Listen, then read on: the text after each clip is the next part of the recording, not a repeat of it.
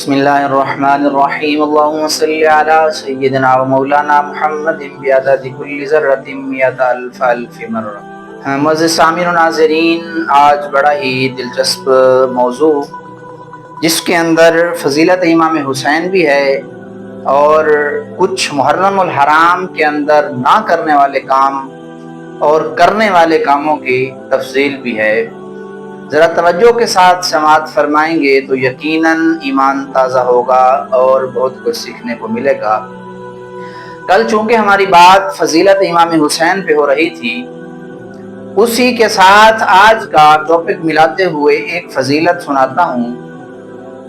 محبت سرکار کی امام حسین کے ساتھ تو عرشوں کا مالک ہی جانتا ہے کہ کتنی بلندیوں پر تھی، لیکن ہم اپنی زندگی کی آسانی کے لیے یہ بیان کرتے ہیں کہ ایک مرتبہ حضور جانے جانا اپنے دائیں زانوئے مبارک پر امام حسین علیہ السلام کو لے کر بیٹھے تھے اور بائیں زانوئے مبارک پر آپ کے صاحبزادے حضرت ابراہیم رضی اللہ تعالیٰ عنہ تشریف فرما تھے۔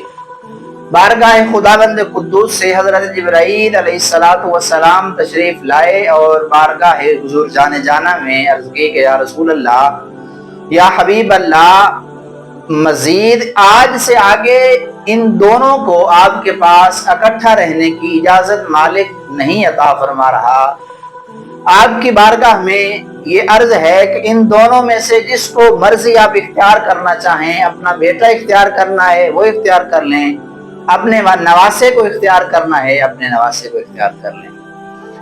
اگر ہمارے جیسا کوئی مسلمان ہوتا، اگرچہ جتنی محبتوں کے دعوے کرتا، لیکن جب بات اپنی اولاد کی آ جاتی تو لاکھ نواسے قربان کر دیتا مگر اپنے بیٹے کو کبھی بھی قربان نہ ہونے دیتا۔ لیکن قربان جائے مدینہ والے مصطفیٰ پر، آپ نے جبرائیل علیہ السلام سے فرمایا کہ جاؤ، حضور خود عرض کر رہے ہیں بارگاہ خداوندی میں یہ کہہ دو کہ حضور کی عرض یہ ہے کہ میں اپنا بیٹا قربان کرنے کے لیے تیار ہوں، میں نے اختیار کیا تو آج امام حسین علیہ السلام کو اختیار کیا۔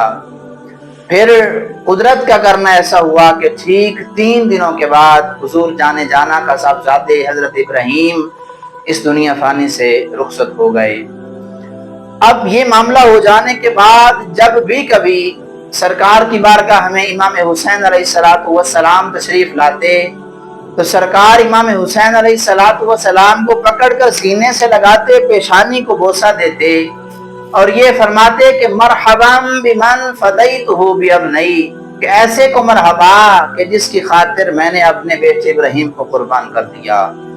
کیا کہنے امام حسین علیہ السلام کے ساتھ سرکار کی محبت کے۔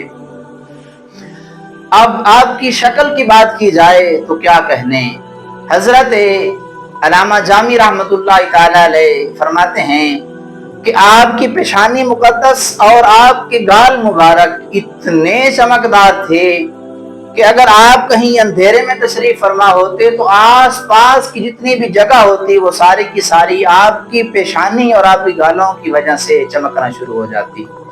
کیا کہنے، سبحان اللہ۔ اب بات فضیلت کی یہاں تک ہو گئی، اب بات کرتے ہیں چونکہ محرم الحرام کا مہینہ چل رہا ہے، حرمت کا مہینہ، اس کے اندر ہمارے مسلمان کچھ کام ایسے کرتے ہیں کہ جن کو نہیں کرنا چاہیے۔ مثلا نوحہ سنا جاتا ہے، ماتم دیکھا جاتا ہے، مرثیہ جو ہے وہ گایا جاتا ہے، یہ سنا جاتا ہے۔ اب اس کے بارے میں شریعت مطہرہ کیا کہتی ہے؟ عموماً کالے کپڑے لوگ پہن لیتے ہیں۔ اب سب سے پہلے اگر بات کی جائے نوحہ خانی کی تو نوحہ نہ تو کرنا جائز ہے نہ ہی سننا جائز ہے۔ اس کی وجہ یہ ہے کہ نوحے کی اجازت فقط اس صورت میں ہے کہ گھر میں کسی کوئی فوتگی وغیرہ ہو جائے تو 3 دن کے لیے گھر والوں کو سوگ منانے کی اجازت ہے، اور اگر کسی بیوی کا شوہر فوت ہو جاتا ہے تو اسے 4 ماہ 10 دن کی اجازت ہے۔ اس کے علاوہ نوحہ وغیرہ کرنا، سینہ پیٹنا، چھاتی پیٹنا یہ جائز نہیں ہے، سرکار نے اس سے منع فرمایا ہے۔ ایک حدیث مبارکہ ہے، سرکار دو عالم صلی اللہ تعالی علیہ وسلم کا فرمان خوشبودار ہے، آپ نے ارشاد فرمایا کہ نوحہ کرنے والی عورت اگر توبہ کیے بغیر مر جائے گی تو ایسی عورت کو قیامت کے دن گندھک کا لباس پہنایا جائے گا۔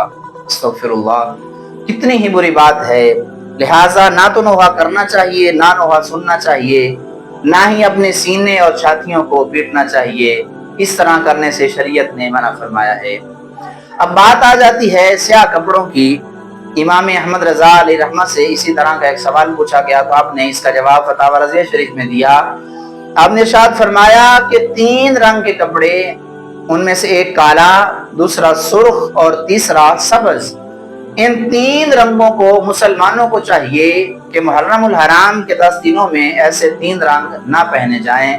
اس کی وجہ یہ ہے کہ کالے کپڑے پہننا یہ ایک خاص طبقہ ہے، ان کی علامت ہے۔ تو علامت کے بارے میں فرمان یہ ہے کہ من تشبہ بقوم فہو منہم، کہ جو بندہ جس قوم کے ساتھ مشابہت اختیار کرتا ہے وہ انہی میں سے ہوتا ہے۔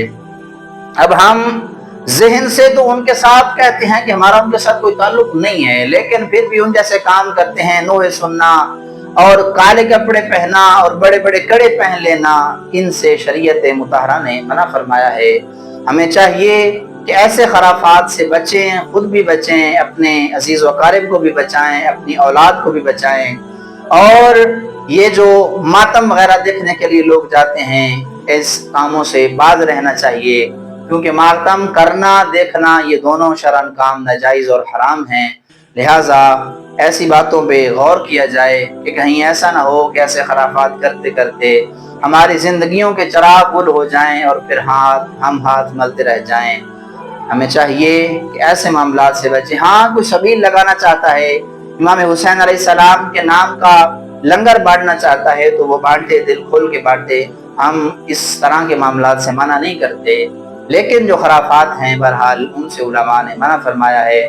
بارگاہ خداوند قدوس میں دعا ہے کہ مالک کریم ہم سب کو محرم الحرام کی عزت کرنے کی توفیق عطا فرمائے، اور ہم سب کو ان مقام والی ہستیوں کے صدقے سے مالک کریم ہمارے اہل و عیال کی اور جتنے بھی ہم سب کے ساتھ تعلق رکھنے والے دار فانی کو الوداع کہہ چکے تمام کی کامل بخشش فرمائے۔ وما علیہ الا البلاغ المبین۔